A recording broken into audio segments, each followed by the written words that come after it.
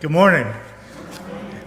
Hey, Gene, your Random Act of Kindness potlucks launched a conversation at home. My wife, Kathy, and I were saying, well, like, who has been someone who's been kind to us? And Kathy was saying, well, I'm not really thinking of anybody. And I said, well, I've been kind to you. She goes, yeah, but you have to. It's part of the contract. So anyway, my name is Mark Hopkins, and my role today is to introduce some things and keep us moving along in this service.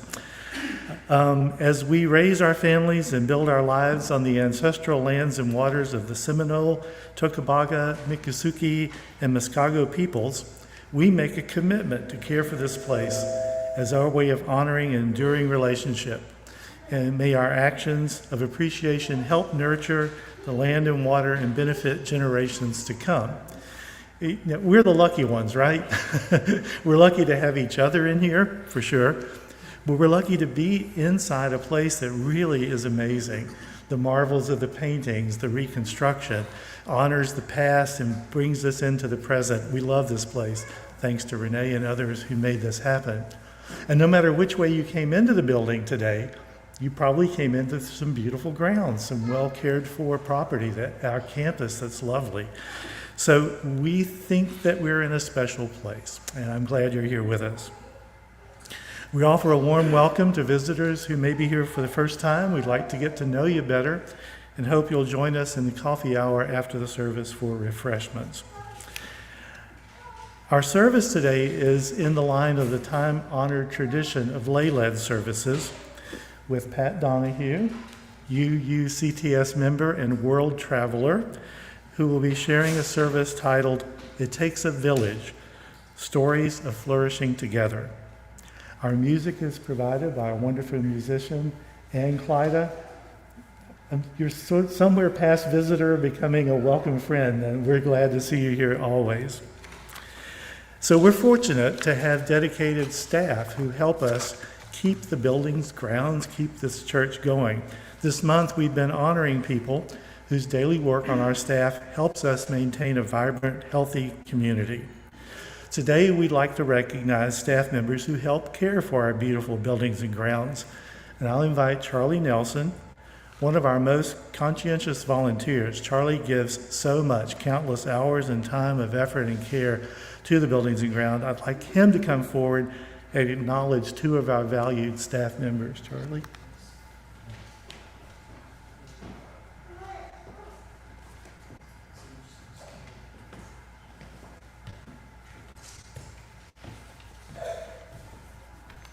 Good morning. Meet Tammy Taylor and Brenda Hamilton.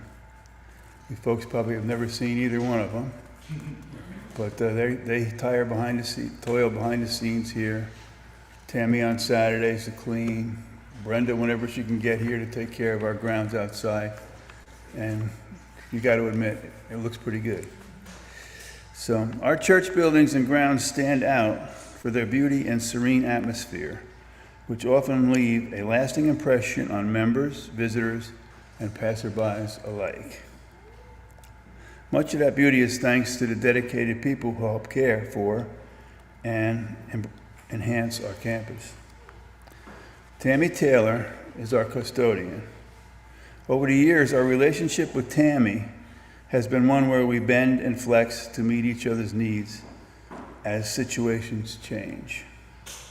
She has served in many roles while raising her son as a single mother, and while our congregation faced sinkhole repairs, rebuilding, termite damage, and the pandemic. Tammy began working with us more than a decade ago, when her son was still in elementary school. We first met her after sinkholes forced us from our building, and a Presbyterian church on the bayou shared office space and meeting space with us. At that time, Tammy worked there part-time as an office administrator and became our friendly, dependable point person during a stressful season. Later, when the UUCTS office administrator moved away, Tammy applied for the position and managed it alongside her other part-time jobs. As her son grew older, Tammy moved into full-time work elsewhere, but she continues to support us by cleaning the building on weekends. Because she does this when the building is empty, many of you do not know her. Even so, Tammy knows our community well and has helped us weather many storms, both literal and figuratively, over the years. Next, I'd like to introduce you to Brenda Hamilton. She's our ground maintenance contractor. Our outdoor sanctuary shapes many visitors' first impression of the church, and Brenda's care helps keep it beautiful. A recent example is a renewed memory garden, where her work on the memorial bricks and shrubs has made a visible difference. If you haven't noticed it yet, take a look out the side door by the social hall. You'll see it. Brenda moved here from Pennsylvania more than 9 years ago. She and her husband, Joe, will celebrate 38 years of marriage in October, and they have 2 children. Before moving here, Brenda and her husband often visited Tarpon Springs to see his parents, fell in love with the area, and later relocated here. She built her knowledge of Florida plants at the garden and the relic, and then brought that experience and her love of gardening to Dioscapes Landscaping. In her free time, Brenda enjoys gardening, painting with acrylics, and she deeply appreciates caring for our church grounds. So if you run into either Brenda or Tammy in your travels around the church, introduce yourself and tell them how much you appreciate what they've done for us.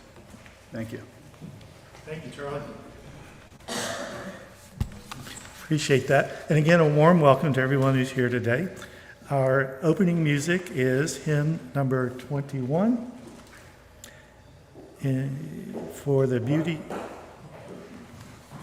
of the earth.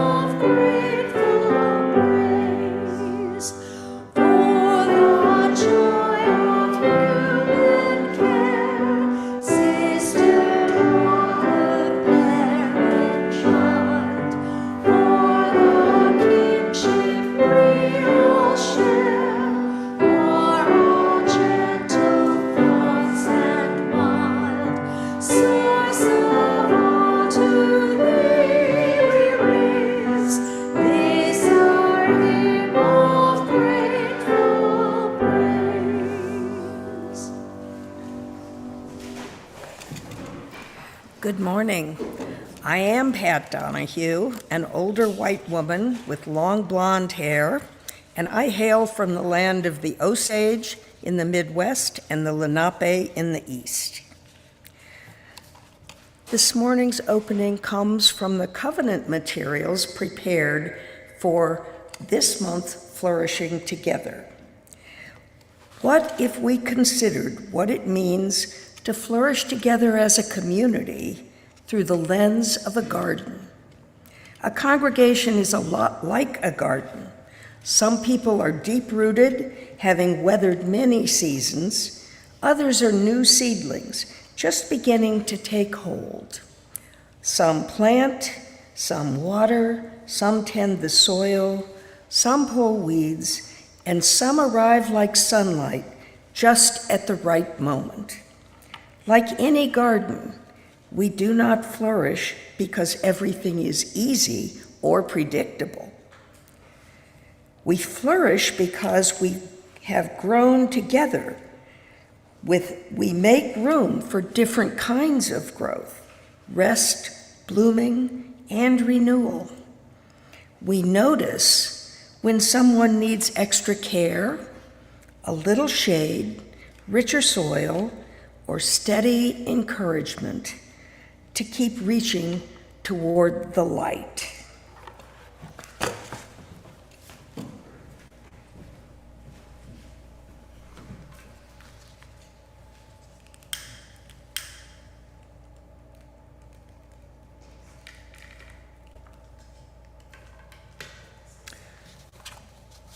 I light our chalice with words from Reverend Michelle Collins: to not carry this life alone. We come from different homes, different paths, different worries, and different hopes. But we come from the same space for the same reason: to remember that we do not have to carry this life alone. Here we learn to flourish together by choosing again and again to show up for one another. Welcome, let us worship together. Unitarian Universalism is a covenantal faith. We read together our covenant. We strive to look for and to curb the best in each other as we move toward justice, peace, and love for both ourselves and the world. And when we fall short, we'll seek understanding, reconciliation, and return to covenant. Now let us sing Spirit of Life, number 123 in the Gray Book.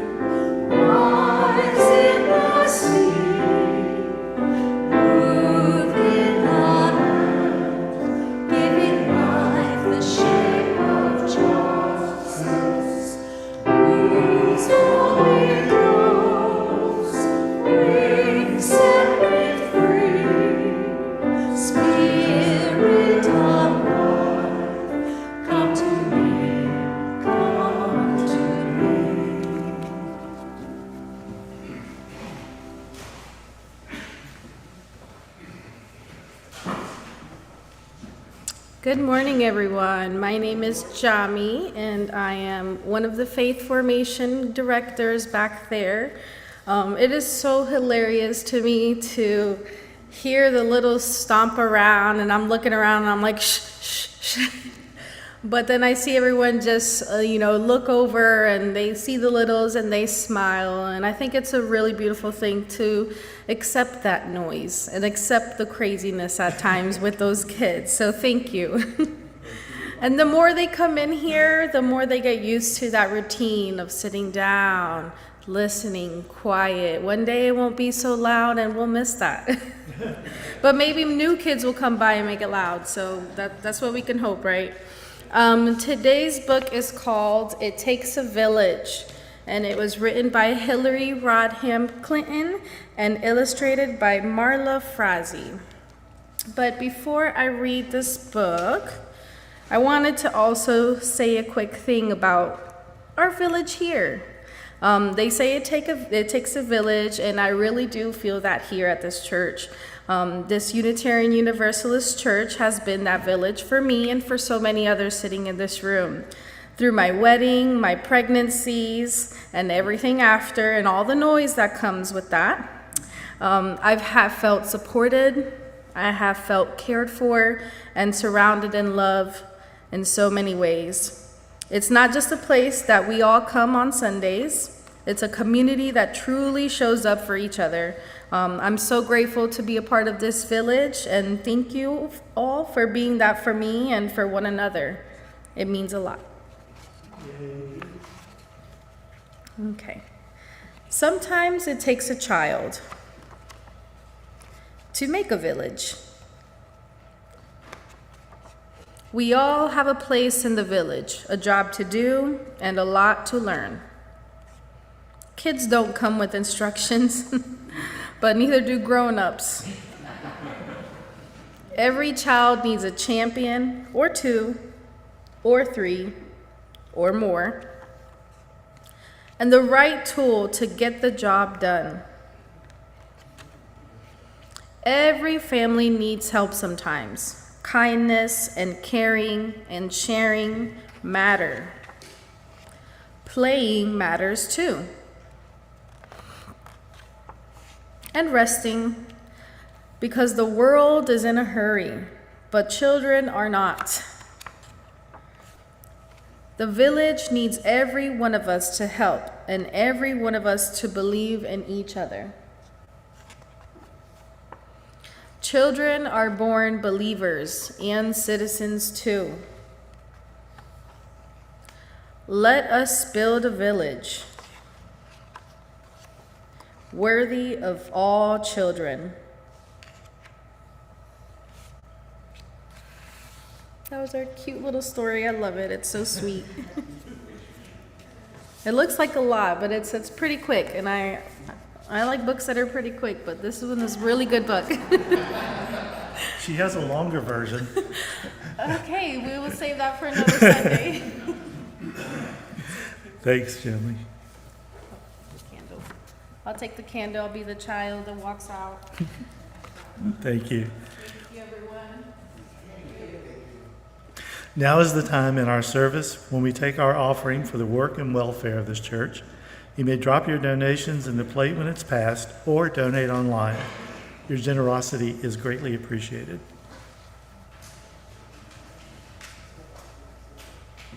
I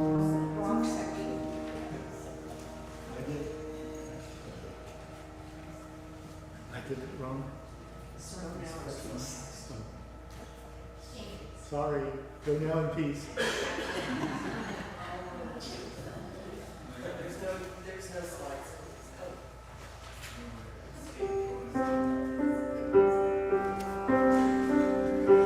Go now in peace. Go now in peace. May the light of love surround you everywhere, everywhere you may go. Go now in peace. Go now in peace. May the love of God surround you everywhere, everywhere you may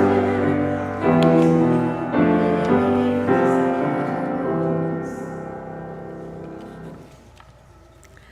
The first story I'm going to tell you this morning is about Sri Lanka and Mithra Kulathunga, his family, and the community building at work.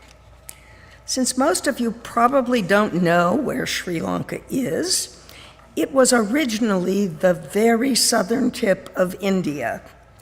And over millennia, the ocean's currents carved a path, so it's now a separate standing island and has been in for at least 7,000 years.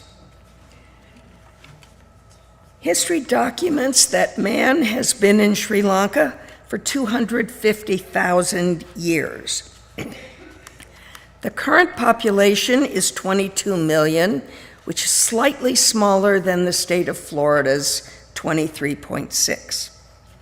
The The Sinhalese make up 74% of the population, and they are predominantly Buddhist.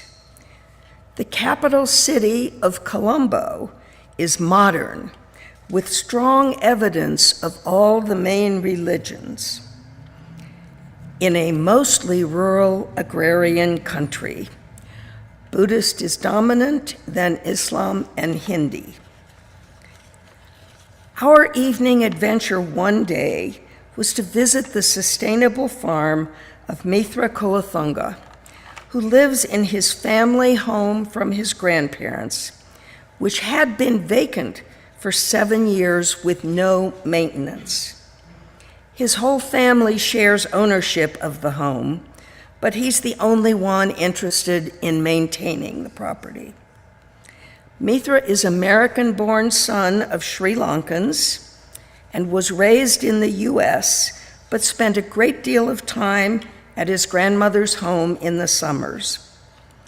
He is both an American and a Sri Lankan citizen.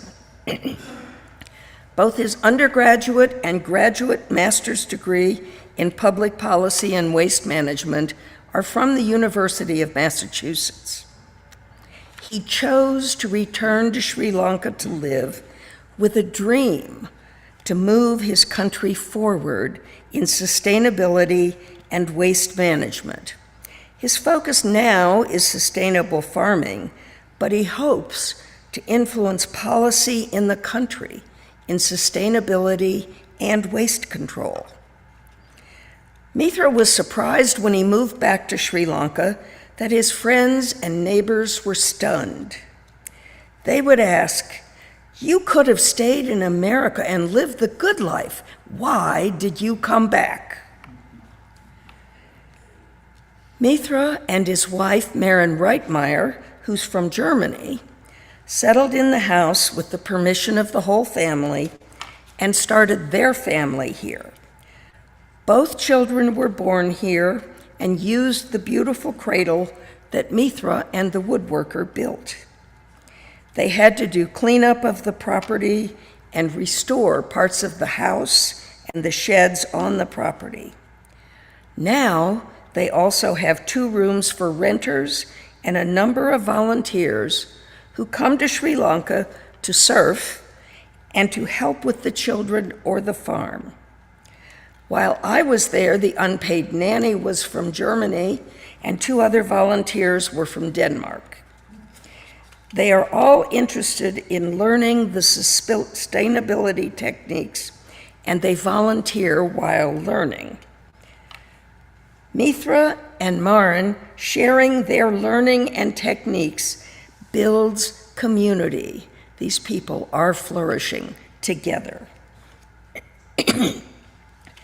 Much woodwork was needed, and Mithra identified a local retired woodworker who no longer had a shop to work in.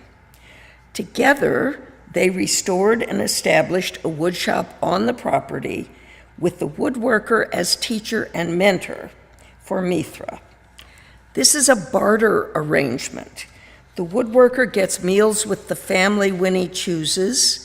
He often takes home milk or eggs or fresh produce, and the use of the woodshop whenever he wants.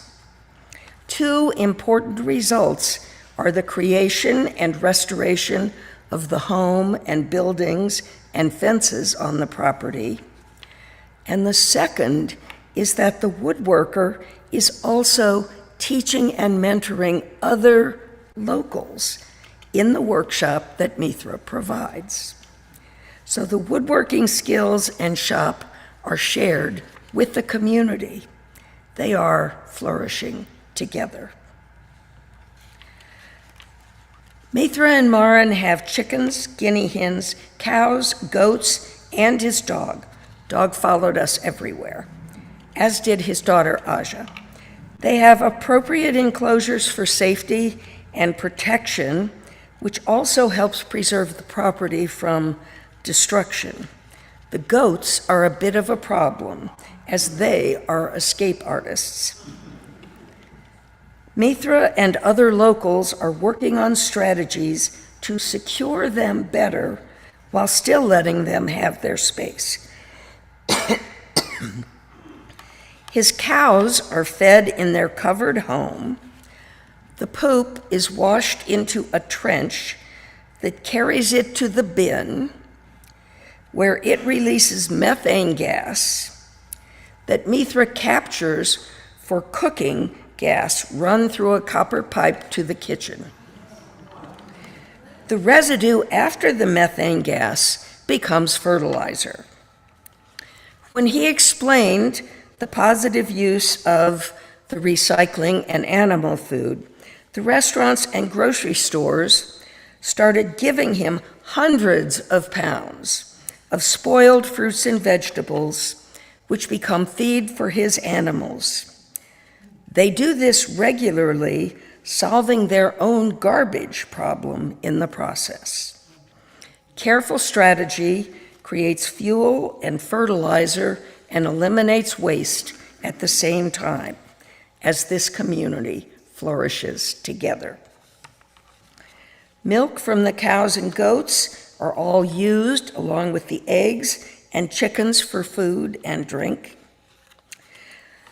They prepared a delicious dinner for us. Well, we helped. And Mithra taught us how to make 2 of the side dishes. I crushed onions, garlic, and peppers with the large stone, scraping any liquid into the dish. The lentils had already been washed before adding the crushed items and light coconut milk, not water. Later in the cooking, he added a more concentrated form of coconut milk. They were the most delicious lentil beans I've ever had.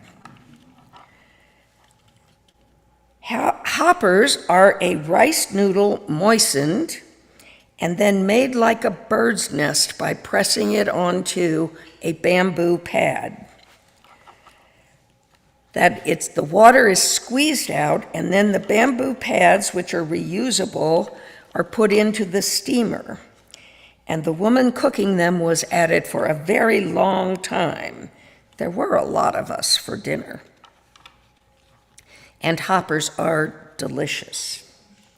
They were steamed over a light wood fire, while the low pot of lentils cooked on the methane gas system. The meal was served buffet style, and it was prepared for us, for the volunteers, the renters, and the family, for their little community, flourishing together. With his wife and 2 children, they are building a life and a home here. But Mithra's vision is much bigger than this. He sees his home and the process of building community and purposeful cycling of resources as a model for the community and for public policy in his country. Remember, his master's is in public policy and waste management. Those friends who ask why he came back are starting to see he has a master plan. Some still don't fully understand that the vision is much larger than himself and his family. He is working towards all of his country flourishing together.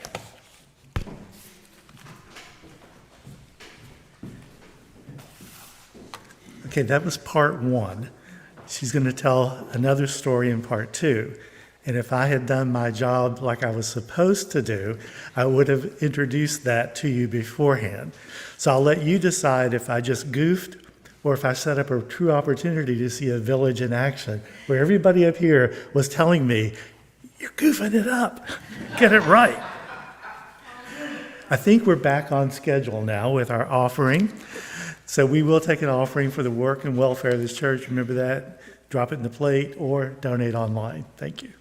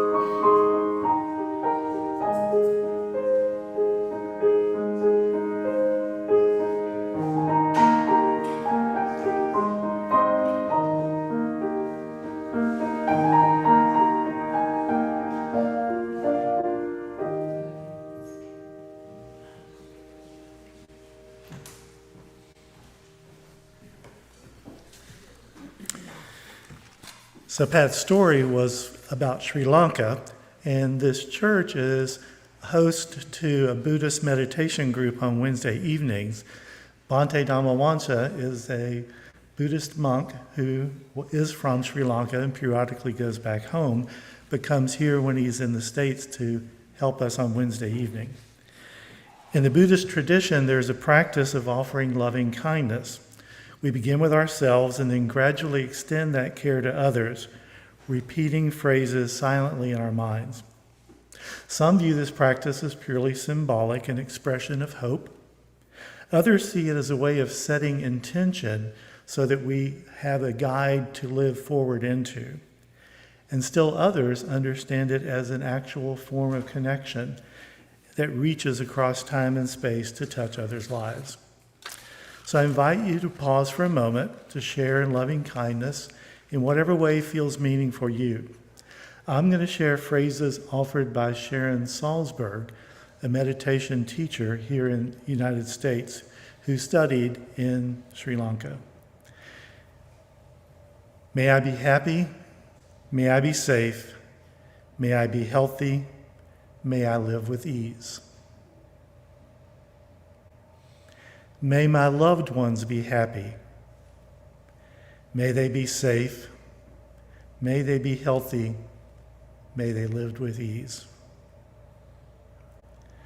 May those who serve with me in this church be happy. May they be safe. May they be healthy. May they live with ease. May those in my community, whether seen or unseen, familiar or passing by, may they be safe, may they be happy, may they be healthy, may they live with ease. May those who make things difficult be happy. May they be safe, may they be healthy, and may they live with ease. May all beings be happy, safe, healthy, and live with ease.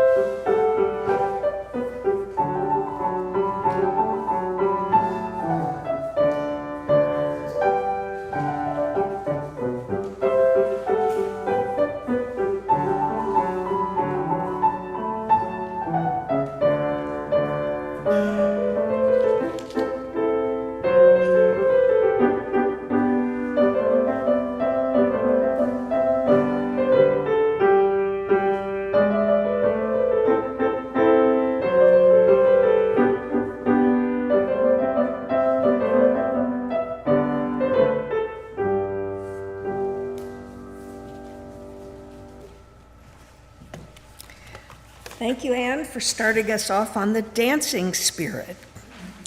For over 20 years, I've had the privilege of serving on the board of directors of the Battery Dance Company in Battery Park, New York City. It's a small company with massive international reach, with few performances and many teaching nurturing programs in over 70 countries. Battery Dance also provides a festival for a week every August, free to all, with different performing groups and international companies each night. My slides are from the festival. I've also had the privilege of meeting with the embassies in South Africa, India, and Nepal for the company, and with dancers in yet other countries, including the ones I paid in India. Our mission is cultural diplomacy and building relationships across boundaries, using movement as the language for building communication. Dance takes the thinking and creative processes into a physical space, providing students with a nonverbal means of expression. Our Dancing to Connect program sets up classes of 20, with 10 each from groups who don't know each other or have some kind of conflict. In a new setting, and with the new language of movement, they learn to value each other and work together. Like our UU principle of respecting all people, they have developed respect for people they used to consider the other.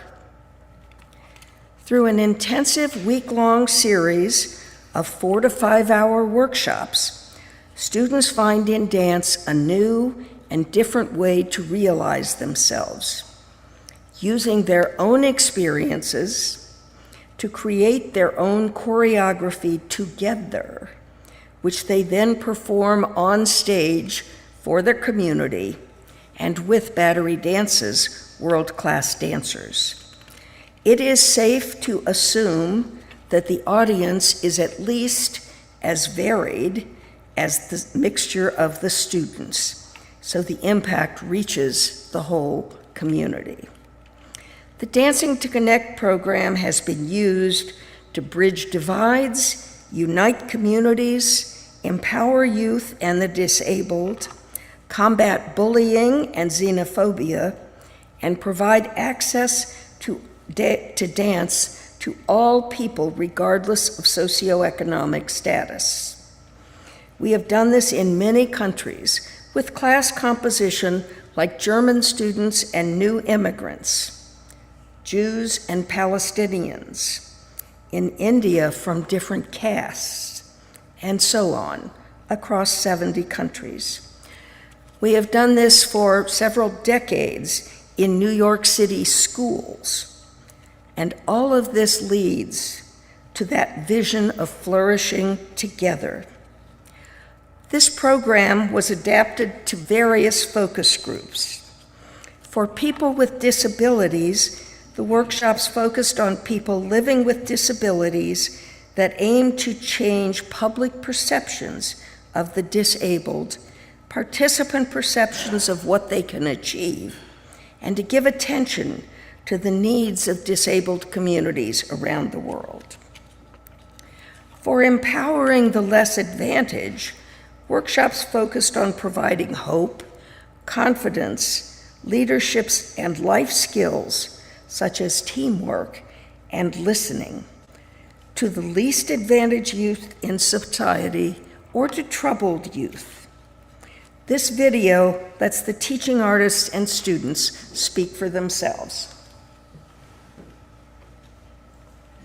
This project was born out of the idea that anybody can dance, and we've done this exact project all over the world with all different kinds of groups, but this is very different and very special, because this is the first time that all 5 of the company members have been asked to work with differently abled individuals, and I must say it's sort of been a blast. It's been a lot more laughing, it's been a lot more hugging, it's been a lot more loving. I see a really great sharing between disabled and non-disabled students. Everybody's been very helpful. I've seen an incredible amount of perseverance. I see all these students going through the whole day without getting frustrated. They have a lot of enthusiasm and energy for this project, and I'm really impressed with that. I'm working with 5 30 students, and they're doing a good job so far. Yesterday, I had the students literally go across the floor, but have their eyes closed, and they were connected to their heads. So they go on the floor and walking from one side of the studio to the other side of the studio, but with their eyes closed. This way, they can feel how it is to be blind and not be able to see what's around you. So they start using their other senses, like the touch, feeling, the hearing, and that gets more advanced for them.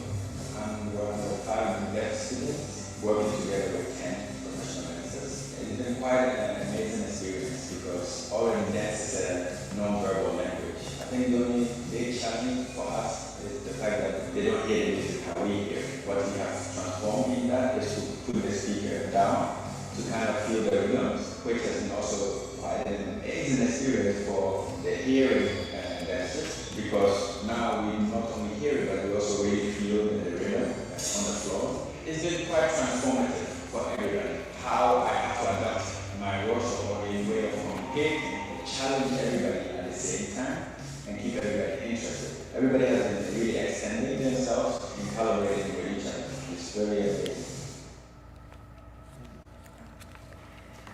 And other programs focus on refugee integration. Those programs are designed to integrate newly arrived refugees.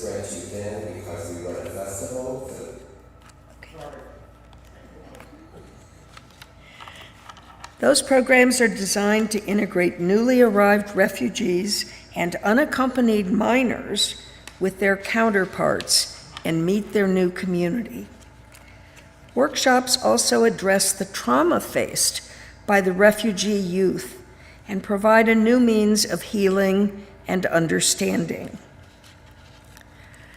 And workshops for inclusion and exclusion are focused on ending bullying, combating xenophobia, and ending discrimination, whether it be based on religion, nationality, ethnicity, age, or class.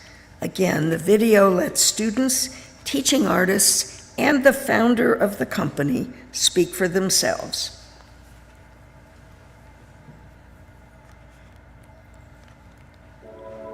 Battery Dance Company is a unique institution. One of the things that we're spread too thin because we run a festival for the public. We're in New York City public schools. We're in 60 countries around the world. We're creating and performing new work every year. But we see that as a fabric. It all speaks to the impact that you can have as a dancer on your community. And your community can be as small as a small part of the city like Tribeca or the entire world. Since we can't offer dance as part of our curriculum, Donohue comes in twice a year and does his Dancing to Connect program. It teaches them the importance of time and accountability and hard work and focus and teamwork, not even to mention the physical benefits.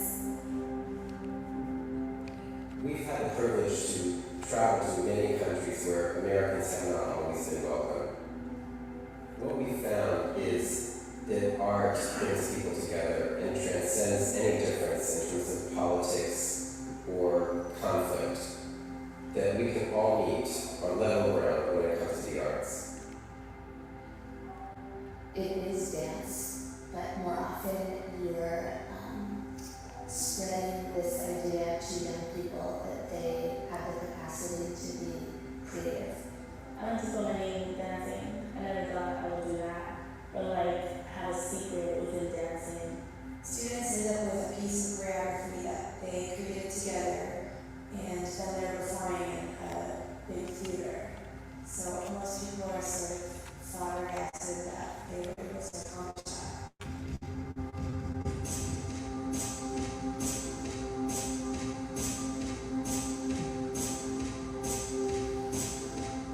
As dancers, without a political agenda, we can get inside issues, inside people's minds and hearts through giving them a voice on stage. Something happens that is very powerful.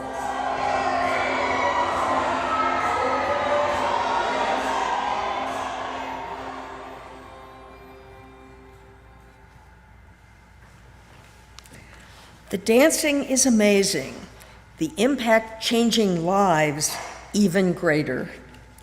And it clearly conveys our spirit of flourishing together and building communities of caring and respect. It has been my honor and privilege to work with these amazing dancers. My thanks to the community who helped produce this service, to Mark Hopkins and Kathy Hopkins, Bonnie Whitehurst and Ann Clyda for the music, Bill Ahrens, my daughter, and Carol for technical help with the videos and the photos. And thank you for coming on this journey with me on these interesting ways to nurture respect for all people and build community. It is about flourishing together.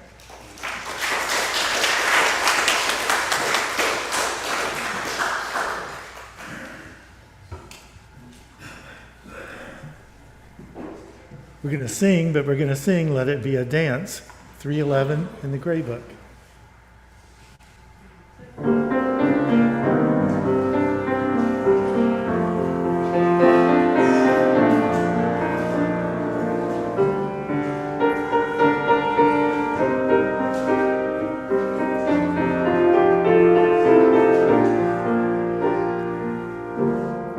Let it be a dance we do. May I have this dance with you through the good times and the bad times too. Let it be a dance. Let a dancing song be heard. May the music say the words and fill the skies with singing birds. Let it be a dance. Let it be a dance. Let it be a dance. Learn to follow, learn to lead. Feel the rhythm, feel the beat. Bring the harvest, plant the seed. Let it be a dance. Let it be a dance we do. May I have this dance with you through the good times and the bad times too. Let it be a dance. Everybody turn and swing. Let your body learn to bend. And like a willow with your wind. Let it be a dance. Let it be a dance. Let it be a dance. A child is born, the old must die. Time for joy, a time to run. Take it as it passes by. Let it be a dance. Let it be a dance we do. May I have this dance with you through the good times and the bad times too. Let it be a dance.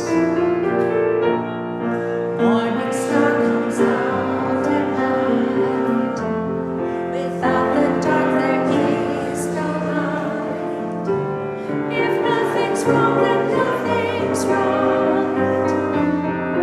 Let it be a dance. Let it be a dance. Let it be a dance. Let the sunshine, let it rain. Share the laughter, bear the pain. And round we go again. Let it be a dance.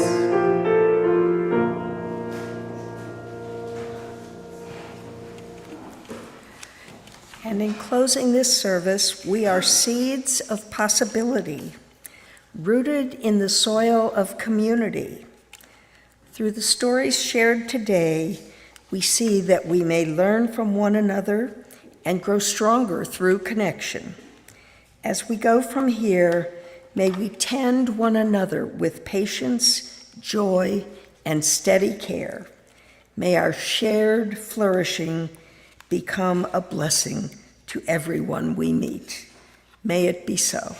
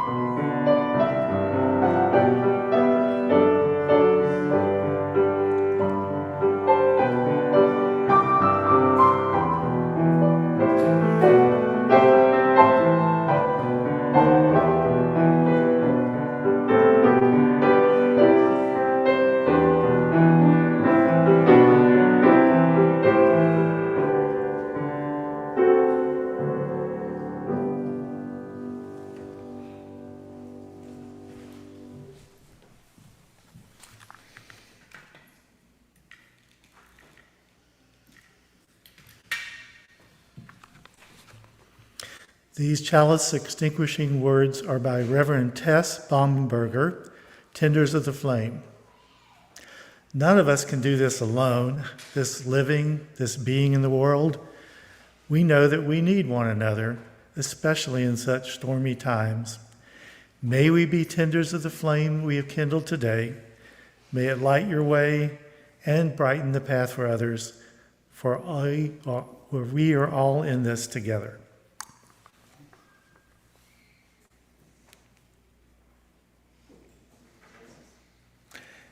Each week we set aside time to